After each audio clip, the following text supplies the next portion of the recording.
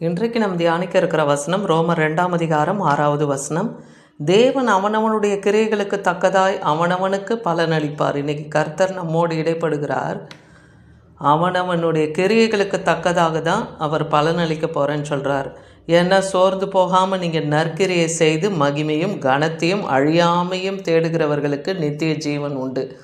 நித்திய ஜீவன் எப்படி நம்ம கொடுக்குறார்? நம்ம செய்கிற நற்கிரியைகளுக்கும் அப்போ அதுக்கேற்ற மகிமையும் கனத்தையும் அழியாமையை தேடுகிறதுனா நித்திய ஜீவன், அதை தேவன் நமக்கு அளிப்பேன்னு சொல்கிறாரு. அதனால் அவனவன் கிரியைக்கு தக்க பலன் கட்டாயமாக கிடைக்கும்ன்றார். ஏன்னா கிருபை உம்முடையது ஆண்டவரே, தேவரீர் அவனவன் செய்கைக்கு தக்கதாய் பலனளிக்கிறேன்னு சங்கீதம் 62:12. அப்போ தேவ கிருபை யாரையெல்லாம் தாங்குகிறதோ கர்த்தர் அவனவனுக்கு செய்கைக்கு தக்கதாகவே பலன் தருவேன்னு சொல்கிறார். ஏன்னா நம் தேவன் யோசனையில் பெரியவரும் செயலிலே வல்லவருமாக இருக்கிறார்னு எரேமியா 32:19 பார்க்குறோம். அதனால் அவனவன் வழிக்கு தக்கதாகவும் அவனவனுடைய கிரியைக்கு தக்கதான பலனுக்கு தக்கதாகவும் அளிக்கும்படி உம்முடைய கண்கள் மனுப்புத்தருடைய எல்லா வழிகளிலும் நோக்கமாக இருக்கு. அவர்கள் செய்கிற வழி, அவர்கள் போகிற வழி, அதாவது நல்ல வழியில் நடக்கிறாங்களா இல்லை தீமையான பாதையை பிடித்து கொண்டு நடக்கிறாங்களான்லாம் கர்த்தருடைய கண் அவங்க மனுஷங்க மேலே நோக்கமாக இருக்குன்னு பார்க்குறான். அப்போ அவனவன் கிரியைக்கும் அவனவன் வழிக்கும் தக்க பலன் அவனவனுக்கு கொடுக்கப்படும். ஏன்னா மனுஷகுமாரன் தம்முடைய பிதாவின் மகிமை பொருந்தினவராய் தம்முடைய தூதரோடு அவர் வரப்போகிறார் இல்லையா? அப்பொழுது அவனவன் கிரியைக்கு தக்க பலனை அவனவனுக்கு பலன் அளிப்பேன்னு மத்தேயு 16:27 பார்க்குறோம். வான தூத சேனை கூட்டத்தோடு அவர் மறுபடியும் வரப்போகிறார். அவர் நியாயம் தீர்க்க போகிற நித்திய நியாயாதிபதியாக வரப்போகிறார். அவர் மகாராஜாவாகவும் வரப்போகிறார். அதனால் இந்த உலகத்தில் நாம் செய்கிற கிரியைகள் நற்கிரியைகளாக இருக்கணும். பொல்லாங்கான வழியை விட்டு விலகி நம் தேவனிடத்தில் திரும்புகிறவர்களாக இருக்கணும். ஏன்னா அவர் கையில் நமக்குரிய காரியத்தின் பலனை கொண்டு வருகிறார். 2 கொரிந்தியர் 5:10 பார்க்குறோம். ஏனென்றால் சரீரத்திலே அவனவன் செய்த நன்மைக்காவது தீமைக்காவது தக்க பலனை அடையும்படிக்கு நாம் எல்லோரும் கிறிஸ்துவின் நியாயாசனத்துக்கு முன்பாக வெளிப்பட வேண்டும். அப்போ தேவனுடைய நியாயாசனத்துக்கு முன்பாக நிற்க நம்ம திராணி உள்ளவர்களாய், கரை குறை இல்லாதவர்களாய் நிற்க நம்ம இருக்கணும் இல்லையா? ஏன்னா நம்முடைய சரீரத்திலையும் அவனவன் செய்த நன்மை தீமைக்கு பலன் கொடுக்க போகிறார். அதை அடையும்படியாக தேவன் செய்ய போகிறார். அதனால் அவருக்கு முன்பாக கரை குற்றம் இல்லாத பாவம் இல்லாதவங்களா நிற்கிறவர்களாக இருக்கணும். எரேமியா 17:10 பார்க்குறோம். கர்த்தராகிய நானே ஒவ்வொருவனுக்கும் அவனவன் வழிகளுக்கும் செய்கைகளுக்கும் பலன்களுக்கு தக்கதாக கொடுக்கும்படி இருதயத்தை தேவன் ஆராய்கிறார். ஒரு மனுஷனுடைய இருதயத்தின் நினைவு யோசனை எல்லாம் வசனமாகிய இருபுறமுள்ள கருக்குள்ள பட்டயம் வகை இருக்குது இல்லையா? அதுபோல் இருதயத்தை தேவன் ஆராய்ந்து உள்ளந்திரியங்களை எல்லாம் சோதித்தறிகிறவராக இருக்கிறார். அதனால் அவனுடைய வழி செய்கை அவர் அறிந்து அதற்கேற்ற பலனை தரப்போறன்றாரு. வெளிப்படுத்தல் 22:12 இதோ சீக்கிரமாய் வருகிறேன், அவனுடைய கிரியைகளுக்கு அவனவனுக்கு நான் அளிக்கும் பலன் என்னோட கூட வருகிறதுன்னு சொல்கிறார். 1 கொரிந்தியர் 3:8 மேலும் நடுகிறவனாலும் நீர் பாய்ச்சுகிறவனா ஒன்றாக இருக்கிறார்கள், அவனவன் தன் வேலைக்கு தக்கதாய் கூலி பெறுவான். இந்த உலகத்தில் நீங்கள் என்ன நன்மையை செய்கிறீங்க இல்லையா? அதுக்கேற்ற பலன் உண்டு.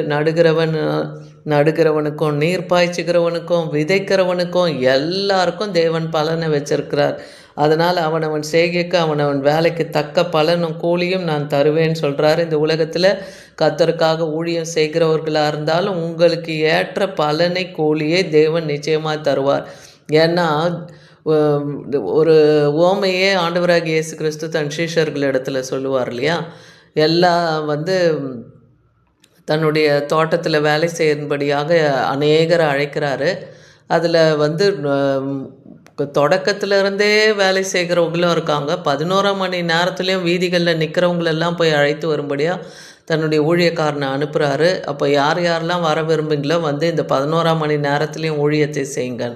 அப்போ வேலை முடிஞ்சு எல்லாருக்கும் கூலியை கொடுக்கும்போது பகல் முழுவதும் செஞ்சவங்களுக்கும் கடைசியாக 11ஆம் மணி நேரத்தில் செஞ்சவங்களுக்கும் தேவன் ஒரே விதமான கூலியை தான் தரார். அதனால் அவருக்கு பட்சபாதம் இல்லாத தேவன் இல்லையா? அவர் மனம் மாற மனுப்புத்தரனோ பொய் சொல்ல மனுஷனோ கிடையாது. அவர் சொல்லியும் செய்யாது இருக்க மாட்டார். அவர் சகலத்தையும் செய்ய வல்லவர். அதனால் அவனவன் செய்கைக்கும் அவனுடைய வேலைக்கும் கூலியை பெறுவான்னே சொல்கிறார். அதனால் இன்றைக்கி தேவனுக்காக நீங்கள் எதை செய்தாலும் அதை கர்த்தருக்கென்று மனப்பூர்வமாய் நீங்கள் செய்யுங்க. அதனுடைய பலன் உங்கள் மடியிலே போடப்படும்.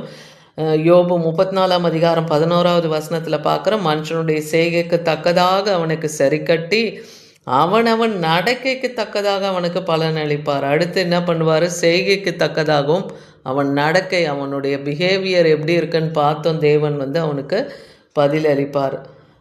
எசேக்கியேல் 18ஆம் அதிகாரம் 30ஆம் வசனத்தில் பார்க்குறோம், இஸ்ரவேல் வம்சத்தாரே, நான் உங்களில் அவனவன் வழிகளுக்கு தக்கதாக நியாயம் தீர்ப்பேன்னு சொல்கிறார். அவர் நியாயம் தீர்க்க போகிறார். நித்திய நியாயாதிபதியாய் வரப்போகிறதுனால அவங்களுடைய வழி எப்படி இருக்குது, இந்த உலகத்தில் அவங்க என்ன வழியில் வாழுறாங்கன்றதை பார்த்து அதுக்கேற்றபடியே நான் நியாயம் தீர்ப்பேன்னே சொல்கிறார். அதனால் நீங்கள் மனம் திரும்புங்க.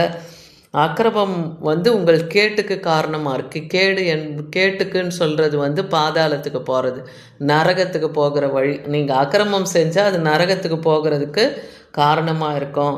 அதனால் நீங்கள் அப்படி செய்யாதபடிக்கு எச்சரிக்கையாக இருங்க, அக்கிரமத்தை விட்டு விலகுங்கன்றாரு. நீதிமொழிகள் 24:12 அதை அறியோம் என்பாயாகில் இருதயங்களை சோதிக்கிறவரை அறியாரோ, உன் ஆத்துமாவை காக்கிறவர் கவனியாரோ, அவர் மனுஷனுக்கு அவனவன் கிரியைக்கு தக்க பலன் அளியாரோ.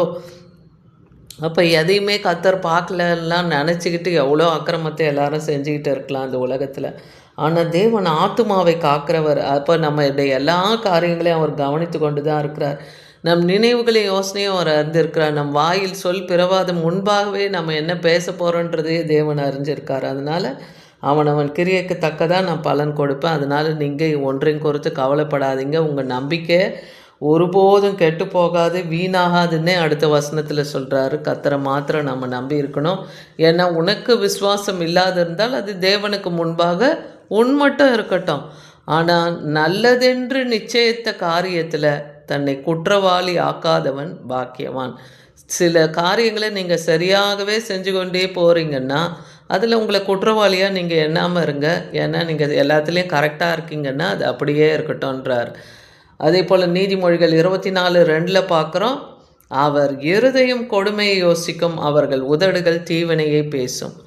ஆனால் தேவன் எல்லாத்துக்கும் பலனை தரேன்னு சொல்கிறார். ஆனாலும் சிலர் அவங்க இருதயத்தில் கொடுமை செய்கிறவர்களை யோசித்து கொண்டே இருக்காங்க. அவங்க உதடுகள் தீவினையை பேசிக்கொண்டே இருக்கு.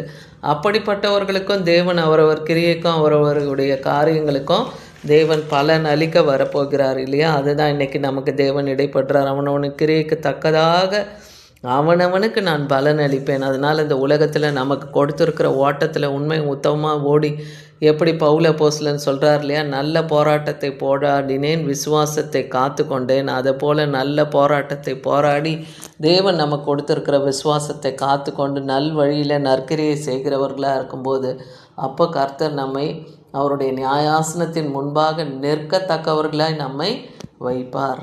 ஆமேன்.